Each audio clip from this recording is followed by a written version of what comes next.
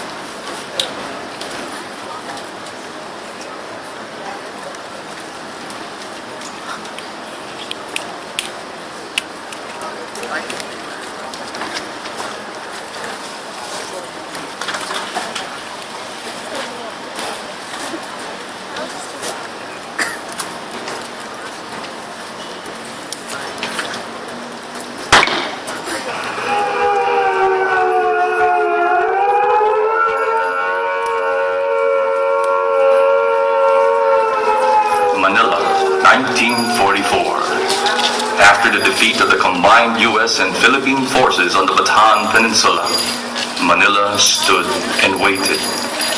Eventually, under the authority of the Japanese imperial forces, the city came back to life. Another capital brought into the East Asian co-prosperity sphere. Life went on, and the war took its toll on its inhabitants. By 1943, hunger began to set in. A barter economy took the place of the shops.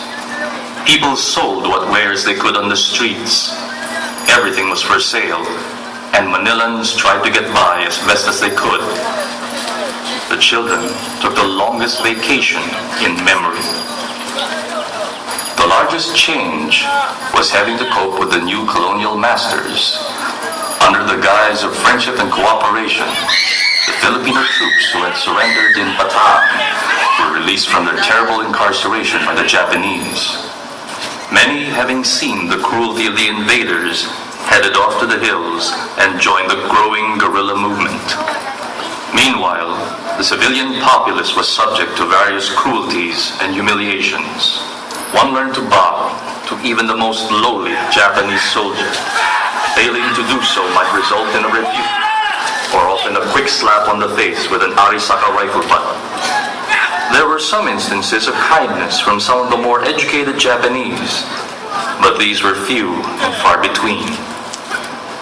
As the years went by, the occupation became more savage. By 1944, many Manileños wore tatters, Japanese having converted all cloth production to supply the needs of their military economy. Little by little, the signs of starvation became more obvious, till corpses of the starved began to litter street corners and alleys outside the long-closed bookshops of Carriedo. Different guerrilla bands roamed the countryside, harassing the Japanese and supplying vital intelligence to the American forces that were closing in island by island on their campaign across the Pacific. Many were led by colorful individuals like former bus driver Marcos Agustin or Marking and Yay Panlilio, a journalist who led 100,000 guerrilla fighters on Luzon. Terry's Hunters, a well-organized group of ex-ROTC cadets who were prevented from taking part in the fighting in Bataan by a concerned MacArthur, soon formed units and organized them along military lines. Terry's Hunters became famous in raids against Japanese training facilities in Manila, seizing precious stocks of weapons and ammunition from constabulary training centers.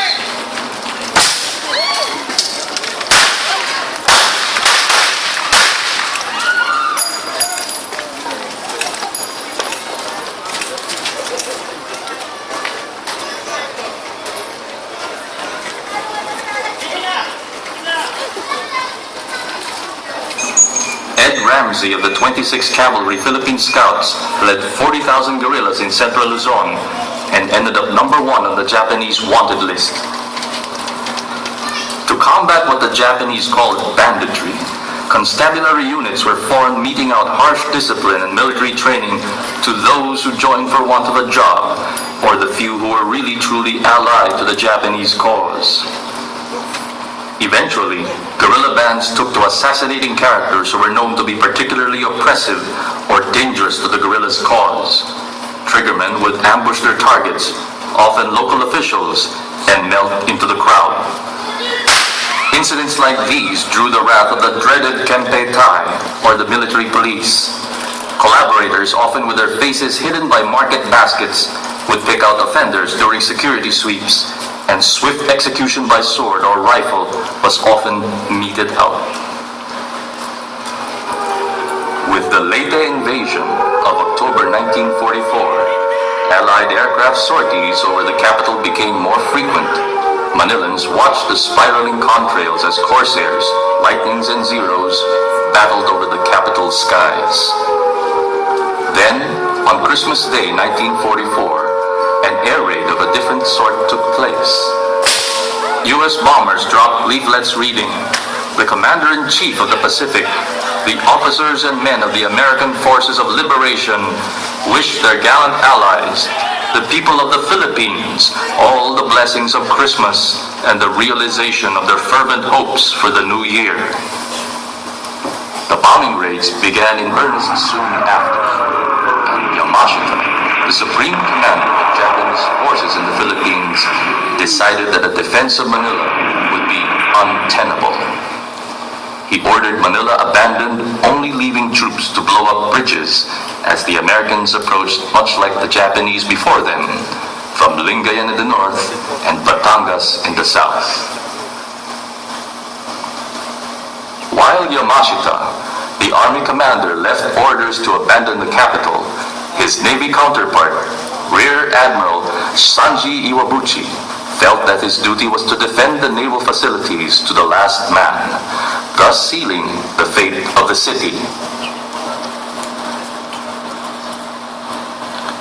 With 16,000 men, composed of elite Special Landing Force Marines, shipless crewmen, laborers, and some 4,000 army men left behind, Iwabuchi fortified Manila with barbed wire, pillboxes, tunnels, overturned buses and trams, naval guns, and multiple machine gun posts. The admiral then ordered his troops to destroy all the naval facilities and harbors. This they did, and more. Fires were started and set much of the northern half of Manila ablaze. The 37th Division was hampered by smoke and flames as they battled their way towards the Pasig River. Allied attacks were hampered by the presence of Manila's 700,000 civilians. Airstrikes and artillery were strictly curtailed to prevent collateral damage.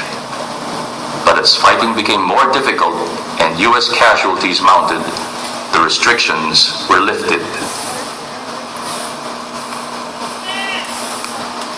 On February 7, 1945, elements of the 37th Division finally crossed the Pasig River to its south bank and approached the walls of Intramuros. Inside were hundreds of Iwabuchi's men and perhaps 4,000 Filipino civilians taken hostage by the imperial forces. By February 17, the Americans finally reached the old city walls.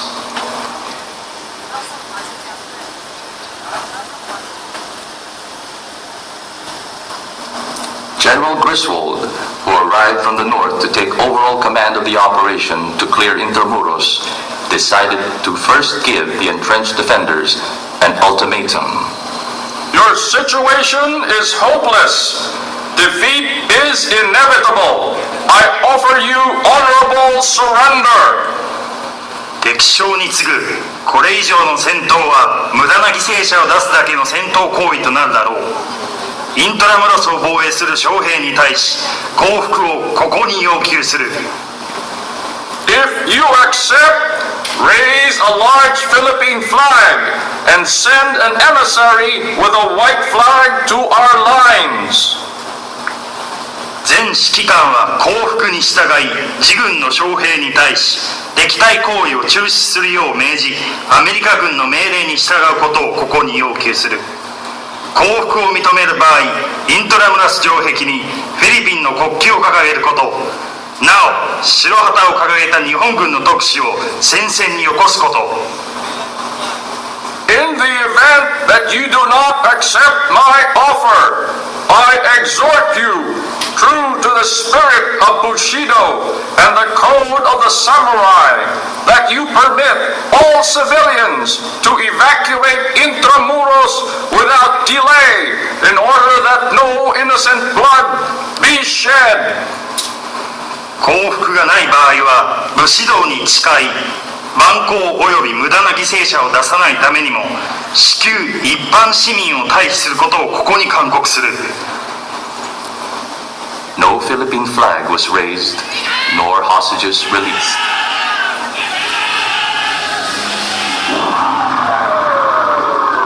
For 6 days, the citadel walls and interior were blasted with a massive bombardment. Howitzers firing through the walls at point-blank range to open up entry points, while others pulverized buildings within.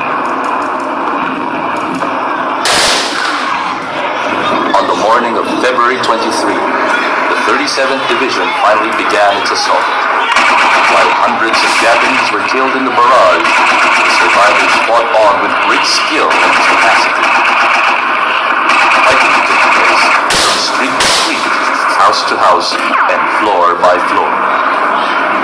An extensive tunnel system had been dug by the defenders. These tunnels and the ancient Spanish walls and dungeons were employed as hideouts and strongholds. Multiple machine guns were bristled.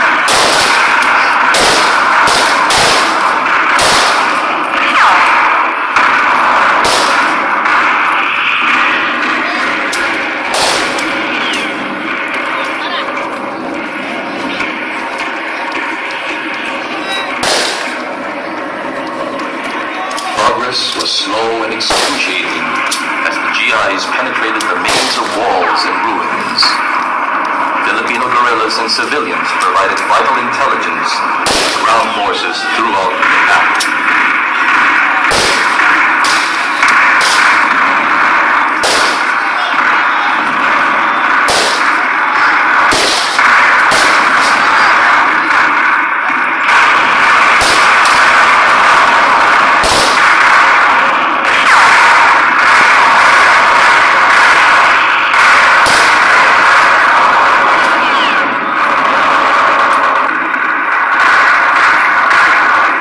Marines made sure the Americans fought hard for every foot of territory gained. Some buildings took days to capture.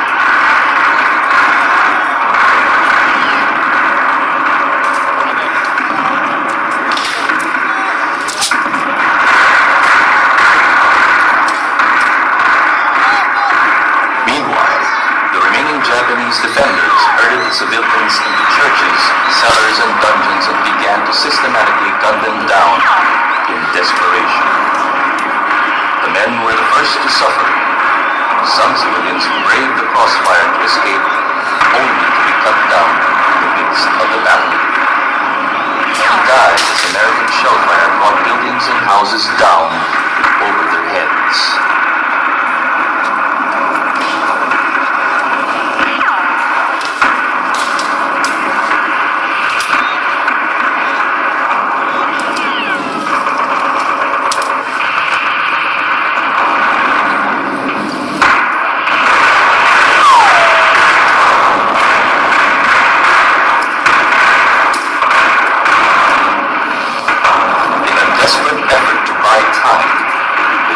Released 3,000 women and children they had been hiding in the churches.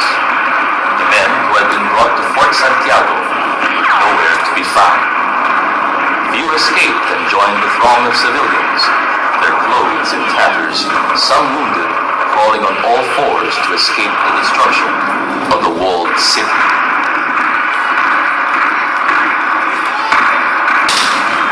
stormy afternoon of February 24th, GIs fought through a Japanese tunnel using grenades, flamethrowers, and bazookas to eliminate the last Japanese holdouts within the walled city.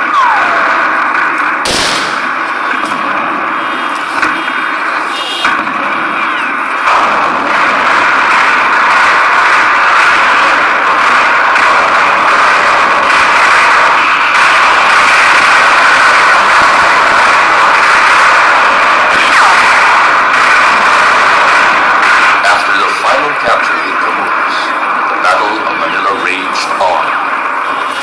Again, the American artillery was brought up and fired point blank into the massive buildings until the enemy was no more. On March 3, 1 month after the Battle of Manila began, the guns finally fell silent. Fires of dead Japanese soldiers smoldering, filling the air with the stench of death.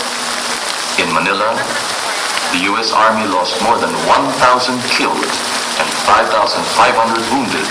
Japanese losses in Manila numbered 16,000 dead. But in the process of its liberation, the city itself had almost died. 100,000 civilians had perished. At least 6 civilians for every fighting man killed on each side. As the victorious GIs handed their overflowing Spam and Hershey chocolate to the grateful survivors, took them to free Hollywood movies and mended their wounds, the ruins of the once proud pearl of the Orient smoldered in the fire of its own destruction, its past glory no more. In its place, a ruined grave of thousands of Filipinos who once walked its streets. The ruins around us remain a silent memorial to the terrible cost of war.